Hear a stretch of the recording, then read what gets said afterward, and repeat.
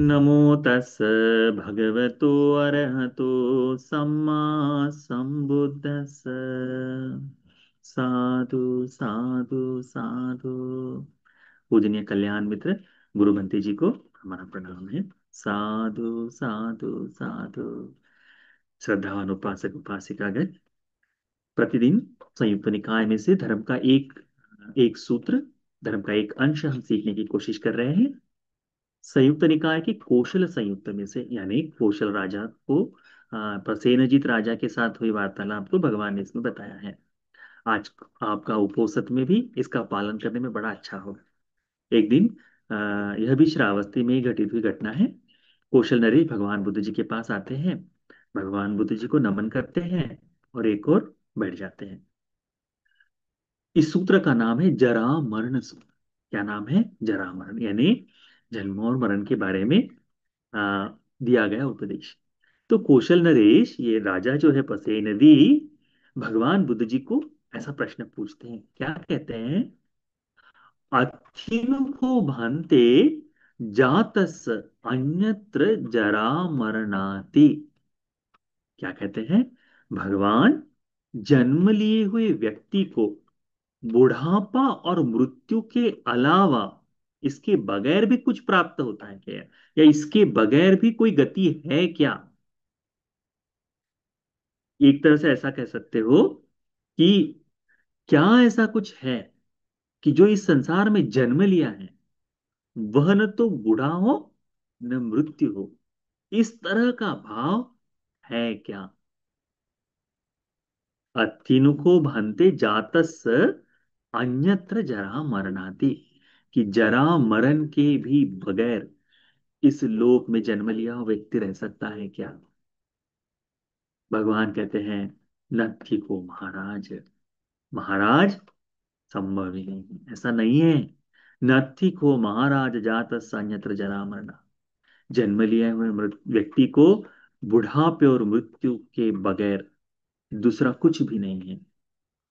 ठीक है? यानी अन्य कोई गति नहीं, ऐसा कोई व्यक्ति नहीं जो जन्म लिया है उसे जरा और मरण न प्राप्त हो। जन्म और मृत्यु, बुढ़ापा और मृत्यु, ये दोनों चीजें उसे आनी ही है।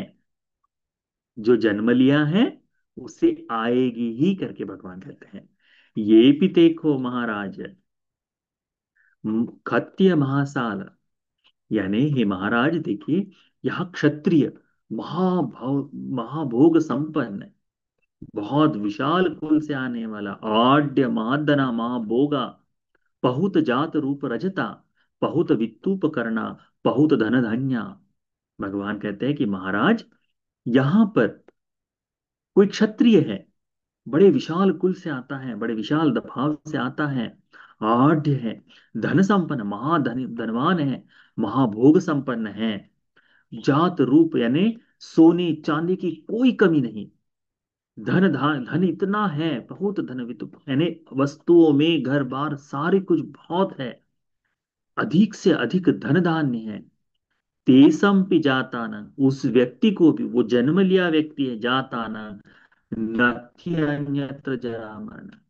उस इतना धन संपत्ति होने के बाद भी उस व्यक्ति को जन्म लिया है तो बुढ़ापा और मरण आएगा ही। वह भी जन्म, जरा यानी बुढ़ापा और मरण, मृत्यु, इससे परे नहीं जा सकता।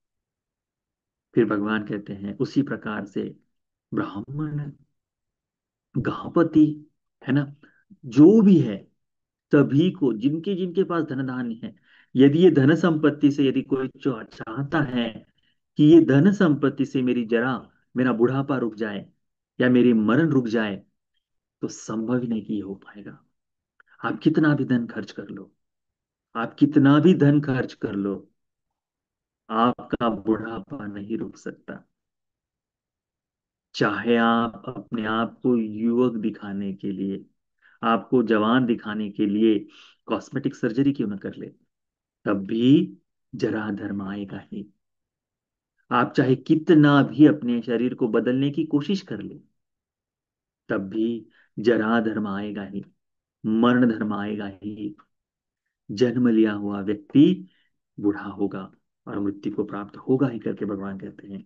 भगवान कहते हैं कि ये पीते महाराज, हे महाराज इसे भी ध्यान में रखो, भिक्षु अरहंतो, ये जो भिक्षु है, जो अरहंत है, क्षीणाश्रवा, जो क्षीणाश्रव है, जिनके आश्रव सभी क्षीण हो चुके हैं, उसितवंतो, उनका सारा भार जो है, इस संसार का जितना वजन है, सब उतार कर रख दिया है उसितव, कतकर्णियो, जिनका कार्य जो है वो सब कुछ खत्म कर दिया है, जिनका मार्ग समाप्त हो गया है, ओहित भारा, जिसने अपने सर से पूरा बोझ उतार कर रख दिया हो, अनुपत अनुपत्त सद्दत्था परिखीन भव संयोजना सम्मदन्या विमुक्ता, जिसने इसी लोक में संपूर्णतः धर्म को बोध कर लिया हो, जिसके सारे आश्रव संयोजन भव पूर्णतः क्षीण हो चुके हैं, जो विमुक्ति को यही इसी समय ऐसे ही देखता है,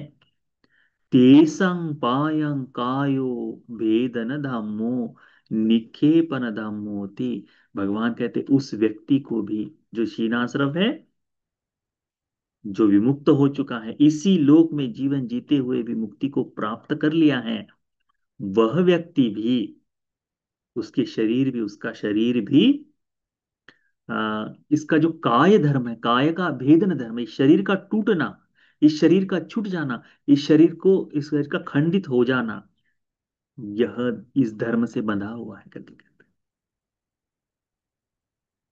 यानी जो भी जन्म लिया है उसका बूढ़ा होना सत्य है, उसका मरना सत्य है, इन दो चीजों के बगैर वह जीवन नहीं जी सकता। इस लोक में अमरत्व नाम का कोई भाव नहीं। सबको समय के साथ बूढ़ा होना है, सबको समय के साथ मृत्यु आनी है। देखिए इसके बावजूद भी हमें अपने जीवन का, अपने आरोग्य का, अपने जवानी का कितना अहंकार है, कितना मद है, कितना अभिमान है। सारे गलत कार्य करने के लिए हम तत्काल तैयार रहते हैं, क्यों? कि मेरी तो मृत्यु नहीं होगी, मैं तो जिंदा ही रहूंगा, ऐसा भाव आता है ना। तो इसीलिए आज अपने आ, अपने जीवन का जो मद है, आरोग्य का मद है, धन का मद है, इन सब को समाप्त करने के लिए अभ्यासरत हो। ये धन जो है, इतना धन आपकी सारी समस्याओं को सुलझा सकता है, आपको मृत्यु से नहीं बचा सकता।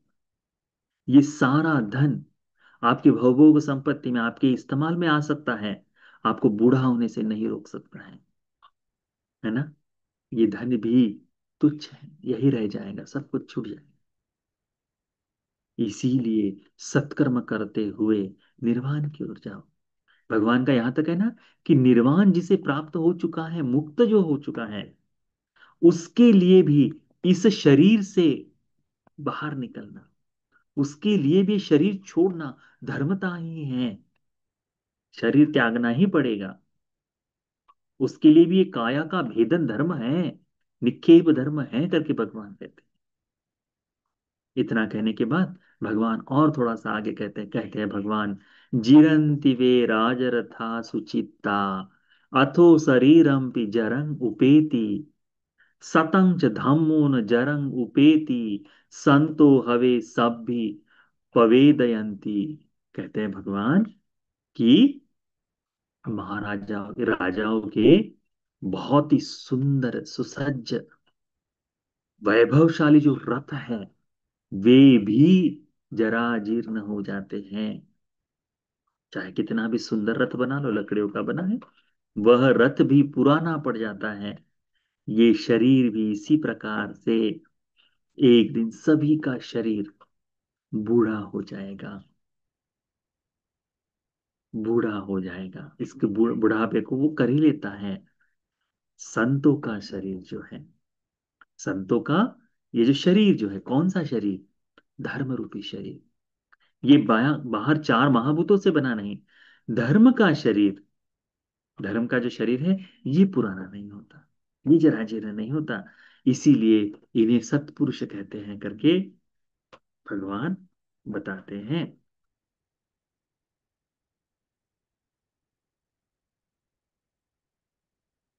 तो इस बात को अच्छी तरह से ध्यान में रखो, क्या, कि हम लोग जो है एक न एक दिन मृत्यु को प्राप्त हो जाएंगे।